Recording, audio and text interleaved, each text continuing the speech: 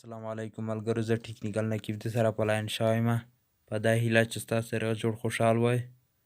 ستاسو ته مې نن ډېره خوندوره په زړه پورې مزېداره ویډیو راوړې ده. ستاسو ته نن په دا ویډیو کې در وښایم ستاسو څنګه کولی شئ چې په خپل موبایل کې د فیسبوک آی ډي استعمال کړئ. دا ډېره اسانه طریقه ده. ویډیو اخیره پورې وګورئ. ما ویډیو ملګرو سره لازمي شیر کړئ. داسې ښایسته ویډیوګانو لپاره زما یوټیوب چینل که تاسو نه وي سبسکرایب کړی، ستاسو ته د سیر سبسکرایب راشي په دې کلیک وکړئ. بیا سره د ګنټۍ نښان په دې کلیک وکړئ. ملګرو دې سره لایف یې هم کړئ چې زما هره نوې ویډیو ستاسو ته په وخت در ورسي. د ویډیو په طرف ویډیو شروع کوم. تاسو ملګرو کله د موبایل و سکرین ته راغلی، دلته زه ستاسو ته خپل فیسبوک مسنجر در ښکاره کوم. ته وګورئ ملګرو، ما په موبایل کې یو فیسبوک دی، یو مسنجر دی.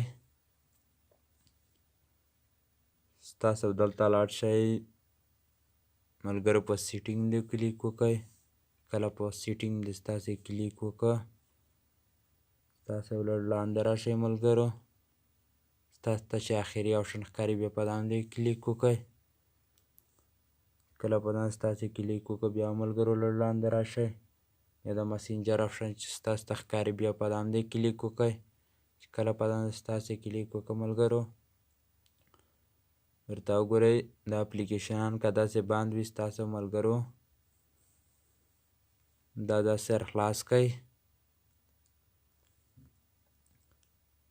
ستاسو په موبایل کې ملګرو دوه فیسبوکینه، دوه واټساپینه، دوه مسنجرینه ملګرو ستاسو ډېر په اسانۍ سره پکې خلاصولی شئ.